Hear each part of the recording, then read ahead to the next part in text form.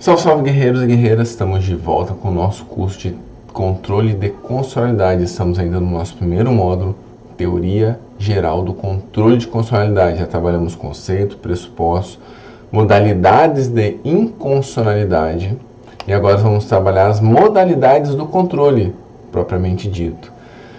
Vamos então começar a classificação quanto ao momento do exercício de controle. Nesse ponto, a gente precisa identificar qual o marco do devido processo legislativo que caracteriza algo que é controle prévio ou preventivo e qual o marco que caracteriza o controle posterior ou repressivo de constitucionalidade. Tá?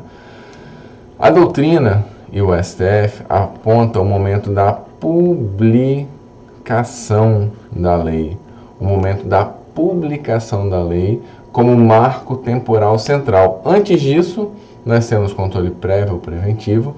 Posteriormente, nós teremos controle repressivo de constitucionalidade. Tá bom? Pessoal, atentem-se para o seguinte: essa é a regra geral. Por que a regra geral? Anotem aí o que o STF decidiu na ADI 3367. O que o STF falou nessa ADI? Ele afirmou que está presente o interesse processual, no caso de ADI, quando a espécie legislativa só é publicada, oficialmente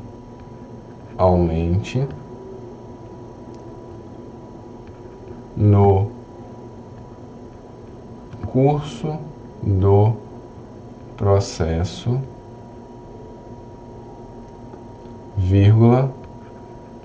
desde que antes do julgamento. O caso envolveu a emenda constitucional 45. Enquanto ela estava pendente ainda de publicação, foi interposta a ADI 3367, impugnando vários dispositivos relativos à reforma do Poder Judiciário. Após a publicação, foi proposta a ADI, só que é somente após o trâmite da ADI que foi efetivamente publicada a emenda constitucional.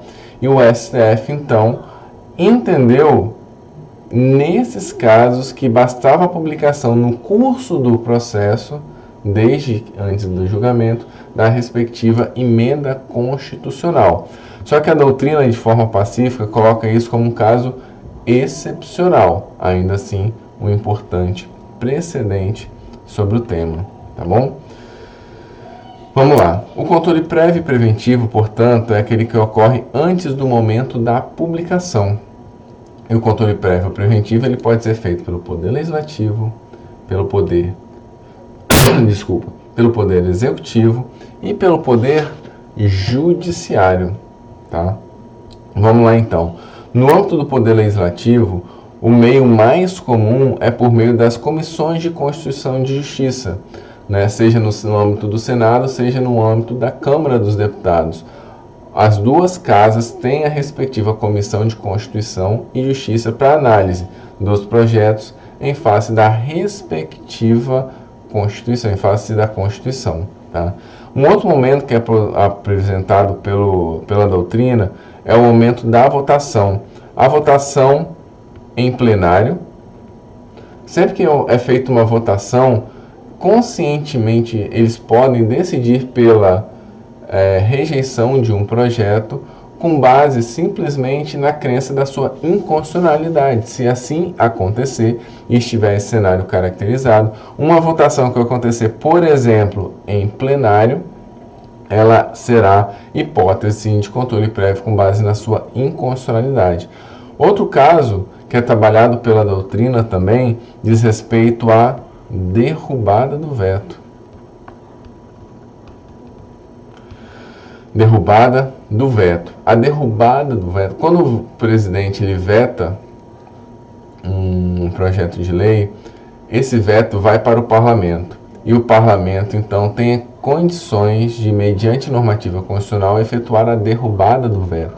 Essa derrubada do veto, feita pelo Poder Legislativo, quando fundamentada em questões de constitucionalidade, diz respeito, sim, a controle prévio ou preventivo de constitucionalidade, tá bom? Seguindo, o Poder Executivo ele também faz controle preventivo e o exemplo e o caso por excelência é o veto. Observe o seguinte, o veto ele pode ser um veto jurídico ou ele pode ser um veto político. Somente e exclusivamente o veto jurídico é hipótese de controle prévio de constitucionalidade, não se encaixando nesse cenário o controle político, o veto com fundamento político, tá bom? Ao lado legislativo, executivo e judiciário, ao lado legislativo e executivo, nós temos o poder judiciário, que se dá através de mandado de segurança feito por parlamentar. Vou abrir um pouco aqui de espaço para a gente aprofundar o tema. Esse é um dos pontos que requer bastante cuidado, tá? Então vamos começar a aprofundar agora o estudo do controle prévio feito pelo Poder Judiciário. Vamos lá, estamos falando aqui em mandado de segurança. Esse mandado de segurança, ele é de legitimidade exclusiva do parlamentar. Não é qualquer pessoa do povo que pode fazer uso deste mandado de segurança, mas única e exclusivamente parlamentar, seja em nome da Câmara ou do Senado. A competência para julgamento é o Supremo Tribunal Federal. É o Supremo Tribunal Federal. Observe o seguinte, esse mandado de segurança, ele não é uma ação do controle concentrado de constitucionalidade, a DIA desse CNPF. Ela é uma ação do controle difuso de constitucionalidade. Então, esse mandado de segurança é um exemplo de controle difuso de constitucionalidade. Mas observe o seguinte, não é um exemplo de controle concreto, ele não vai trabalhar um caso concreto, uma lide, um problema efetivo, né? Uma relação jurídica. Ele vai analisar a lei em tese como se fosse num controle concentrado de constitucionalidade, mas com uma ação do controle difuso. Então nós temos uma ação do controle difuso, mas que faz uma análise em abstrato da lei. Então, uma análise em tese da lei. Então ele é um único caso no direito brasileiro de controle difuso e abstrato de forma simultânea. Tá bom? Vamos lá. O que pode ser questionado, o que pode ser objeto do mandado de segurança? Nesse ponto, e esse tema foi trabalhado no MS 32033, o objeto do MS ele tem contornos diferentes, a depender de ser ele uma emenda à Constituição, um projeto de emenda constitucional ou um projeto de lei.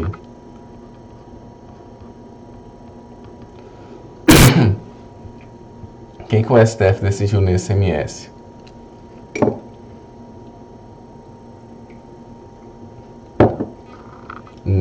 Em se tratando de PEC, projeto de emenda à Constituição, o parlamentar pode fazer questionamento de pontos relativos à forma e pontos relativos a conteúdo. Forma relativa ao procedimento, se tiver algum vício de procedimento no projeto de emenda à Constituição, e em conteúdo em relação à violação de cláusulas pétreas. Por quê?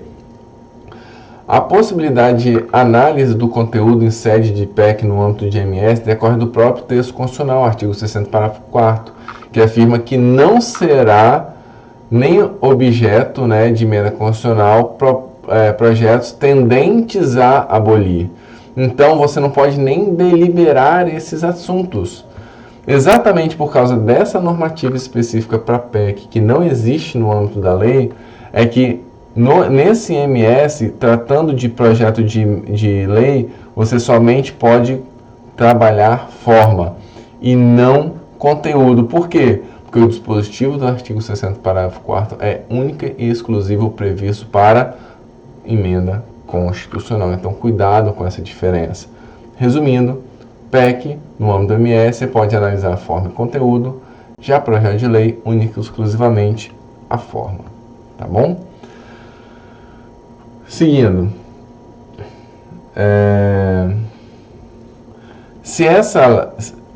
O MS sempre vai trabalhar com projeto de lei e com projeto de emenda à Constituição. A questão é o seguinte: e se esse projeto for convertido em lei, deixa de ser projeto e vira lei, ou se ele virar emenda à Constituição? Que acontece com esse mandado de segurança? Ele será, se houver essa conversão, o processo ou mandado de segurança será extinto sem julgamento do mérito. Não será analisado o mérito por causa da perda do seu objeto. A ação será, repito, extinta sem julgamento do mérito por perda do objeto. Tá bom? E por fim, o último ponto, em relação a atos interna corporis. Teve até julgado do ano passado sobre esse ponto, confirmando a jurisprudência do STF sobre o tema. Não cabe ao STF analisar no âmbito desse MS questões interna corporis. O que seriam essas questões interna corporis? Deixa eu colocar aqui. O que seriam essas questões interna corporis? Pontos relativos ao regimento interno das respectivas casas, relativa à sua interpretação e à sua aplicação. Então, questões interna corporis relativas à aplicação e interpretação de regimento interno não podem levar a questionamento no âmbito desse mandado de segurança. A violação, portanto, diz respeito única e exclusivamente de normas constitucionais, desses projetos que violam normas constitucionais, nunca a sua violação de regimento interno relativa à sua interpretação e aplicação. Pessoal, seguindo, vamos então ver duas questõezinhas sobre o tema bem interessante. De acordo com o STF, é possível questionar, através de IMS, proposta de emenda tendente a abolir a separação de poderes. Todavia, a legitimidade para o julgamento é exclusiva do parlamentar.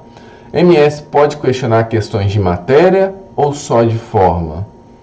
Matéria. Então, ele pode sim questionar em sede de emenda constitucional, no âmbito desse mandado de segurança, a separação de poderes. E, de fato, exclusiva do parlamentar, a assertiva ela é verdadeira. Seguindo, é insuperável a carência da ADI antes da publicação da norma impugnada, ainda que essa ocorra antes da decisão.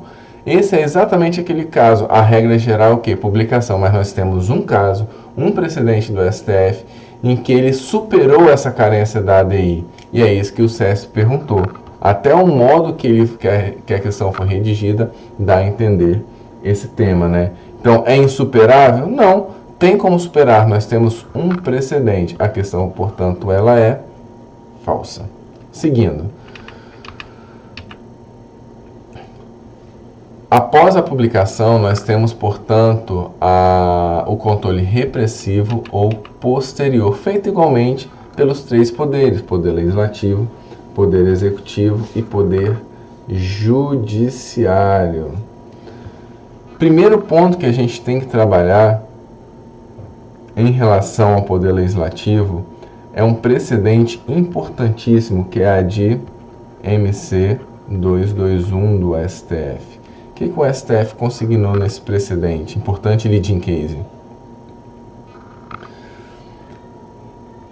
Não é possível, por meio de lei, declarar a inconstitucionalidade de outra lei. O parlamento não pode publicar uma lei falando que a outra lei é inconstitucional. Isso não é atividade do Poder Legislativo, análise de constitucionalidade. O que o parlamento pode fazer é uma lei revogar a outra. Isso ele pode, é o que o STF colocou. O que ele não pode é afirmar que houve uma declaração de inconstitucionalidade. Tá bom? Outros casos, outros exemplos de controle repressivo pelo Poder Legislativo, os exemplos, né, de controle repressivo pelo Poder Legislativo, nós temos inicialmente o artigo 49, inciso 5, vou deixar aí para leitura para os senhores. Nós temos o artigo 62, que vai tratar da medida provisória. Observe o seguinte: quando o Poder Legislativo analisa a MP do Presidente da República, essa MP já tem força de lei. Então, o controle que ele faz é efetivamente um controle repressivo do conteúdo da medida provisória, caso tenha por fundamento questões de inconstitucionalidade. E nós temos ainda o exemplo do artigo 5210 da Constituição Federal, que diz o seguinte: compete ao Senado declarar compete ao Senado suspender no todo ou em parte lei declarada inconstitucional pelo STF. Então, esse também é um exemplo de controle repressivo após declaração da inconstitucionalidade feita pelo STF no âmbito do seu controle difuso. Ah, professor, tem a questão da mutação constitucional do 5210 e nós vamos estudar, nós vamos trabalhar esse tema, mas por hora, inclusive eu tenho um vídeo que eu publiquei 3 semanas atrás, é exatamente sobre esse ponto aqui no meu canal, trabalhando só sobre o 5210. Esse é um ponto que nós vamos trabalhar em momento oportuno, mas deixa registrado que ainda assim a literalidade dele é um exemplo de poder legislativo, tá? De controle repressivo feito pelo Poder Legislativo. Poder Executivo. Vamos lá. O Poder Executivo, quem faz é o chefe do Poder Executivo. O que acontece, pessoal? Antes da atual Constituição, somente o PGR, Procurador-Geral da República, tinha iniciativa nas ações do controle concentrado de constitucionalidade. Já a ADI, única e exclusivamente, era da iniciativa do PGR. Então, por causa disso, o STF criou uma jurisprudência no sentido de possibilitar ao chefe do Poder Executivo negar a aplicação de lei que ele entendesse por inconstitucional. Só que vem um problema. A Constituição de 88 alargou as hipóteses efetivas de legitimados. Colocou aí o presidente da República, o governador do estado, e aí pergunta-se, vem cá, se agora eles podem propor ADI, eles poderão ainda assim fazer uso desse poder que eles tinham antes da atual Constituição? Sim ou não? A resposta: nós não temos precedentes recentes do STF sobre o tema, mas temos sim alguns precedentes. E a doutrina também defende que sim. Tá? Por quê? Porque nem todos os chefes do Executivo conseguiram legitimidade para trabalhar com a ADI. Prefeito não possui legitimidade. Então imagine a seguinte hipótese: o prefeito, como não tem legitimidade, então ele tem poder para suspender a execução de uma lei, mas não possui o presidente da República, o governador, para ter, por eles terem iniciativa em sede de ADI. Isso traria uma distorção para o sistema, outorgando mais poder ao chefe do Executivo Municipal do que em relação ao estadual ou federal. O chefe do Executivo Municipal, por essa interpretação estranha, poderia ele próprio, sem a atuação do Poder Judiciário, suspender a lei, ao passo que o Poder Executivo do Estado e federal não teriam tal poder. Para evitar essa distorção, a doutrina sustenta, sim, que teria o poder executivo estadual, federal e municipal. Então, a atribuição, né, implícita no texto constitucional, no sentido de negar a aplicação de lei que entender constitucional, argumento que, na verdade, ele está dando execução à norma da Constituição Federal. Tá? Só que a doutrina vai colocar algumas limitações para que os chefes dos executivos possam efetivamente fazer isso. Quais seriam essas limitações? Primeiro, inexistência de decisão vinculante. Se eu tenho, o tema já foi decidido em sede adíoda, se eu súmula vinculante, não caberia fazer uso, portanto, desse poder pelo chefe do executivo. 2. Tal poder do chefe do executivo deve ser exarado por meio de decreto fundamentado. Ele tem que se motivar por que ele está fazendo isso. E 3, fazer uso de uma ADI. Ele tem que provocar o controle concentrado de constitucionalidade caso tenha tal legitimidade. Tá bom? Então, esse é o cenário em relação ao poder executivo. Em relação ao poder judiciário. Pessoal, o poder judiciário é a regra geral do controle de constitucionalidade. É o que nós vamos ver ao longo de todo o curso. Controle difuso de constitucionalidade. Controle concentrado de constitucionalidade. ADI, ADC, ADI por omissão, ADI interventiva, ADPF. Tudo isso são exemplos de controle repressivo de constitucionalidade que nós vamos ver ainda ao longo deste curso, tá bom? Uma questão deveras interessante. Tribunal de Contas tem ou não tem poder para fazer uso do controle de constitucionalidade? Tribunal de Contas pode, ele próprio, sem iniciativa do Poder Judiciário, declarar a inconstitucionalidade de uma lei? Esse é o termo da súmula 347 do Supremo Tribunal Federal, que diz o seguinte: o Tribunal de Contas, no exercício de suas atribuições, pode apreciar a constitucionalidade de lei ou ato normativo. Então, pela súmula, ele tem sim esse poder. Qual é o grande detalhe aqui? Essa súmula é anterior a 1988. Tinha uma ação em curso no Supremo Tribunal Federal até 2019, quase final de 2019, questionando a validade dessa súmula dentro do atual sistema constitucional. O voto do relator, inclusive, se não me falha a memória, o ministro Gilmar Mendes, ele defendeu a não manutenção dessa súmula, porque ela seria incompatível com o sistema inaugurado em 1988. Contudo, a ação ela foi extinta sem julgamento do mérito por perda do seu objeto, de modo que a súmula, apesar de ter esse embate envolvendo, né, ainda assim ela está plenamente vigente, tá bom? Então, inclusive a título de curiosidade, no âmbito do Estado do Espírito Santo, nós temos sim atos do Tribunal de Contas que procederam dessa forma nos últimos anos, com a aplicação da súmula 347 do STF. Seguindo, CNJ e CNMP podem fazer declaração de inconstitucionalidade? Vamos lá então, pessoal. CNJ, o tema foi trabalhado na PET 4656 de 2016. O que o STF decidiu? É comum, no âmbito de alguns procedimentos administrativos do CNJ e CNMP, ele negar a aplicação de uma lei com fundamento em sua inconstitucionalidade. E isso chegou até o Supremo Tribunal Federal.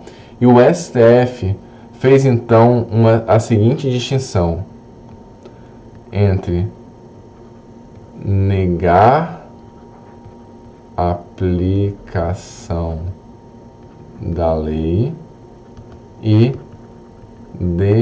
declarar lei inconstitucional. Ele decidiu o seguinte: CNJ e CNMP, eles possuem poder para negar a aplicação da lei com base em inconstitucionalidade, mas não possuem poder para declarar a lei por si própria inconstitucional. E tem uma diferença prática nisso, teórica, desculpa. Quando você nega a aplicação da lei, essa negativa da aplicação da lei, ela opera no plano da eficácia da norma, ao passo que a declaração da inconstitucionalidade vai trabalhar no plano da invalidade da norma, né? Não obstante, temos aí a posição do STF sobre o tema, que CNJ e CNMP podem sim negar a aplicação da lei, porque entenderem inconstitucional, mas não podem declarar propriamente tal lei inconstitucional. Observem o seguinte: a atuação deles não opera na lei, mas nos atos administrativos decorrentes da aplicação da legislação. Beleza, pessoal? Uma questãozinha de concurso para vocês. O chefe do Poder Executivo pode deixar de aplicar a lei que considere inconstitucional? Foi exatamente o tema que nós trabalhamos agora há pouco. A título de curiosidade, no âmbito do gabarito da prova, eles pontuaram a observação que eu coloquei agora há pouco para vocês em relação ao prefeito, que a doutrina coloca que um dos principais argumentos para a manutenção desse poder pelo chefe do executivo é exatamente o fato de o prefeito não ser um dos legitimados para a ação direta de inconstitucionalidade. Mas enfim, já trabalhamos o tema e fica só aí a referência. Beleza, pessoal? Vamos então agora finalizar esse nosso bate-papo e continuamos no nosso próximo vídeo. Um grande abraço.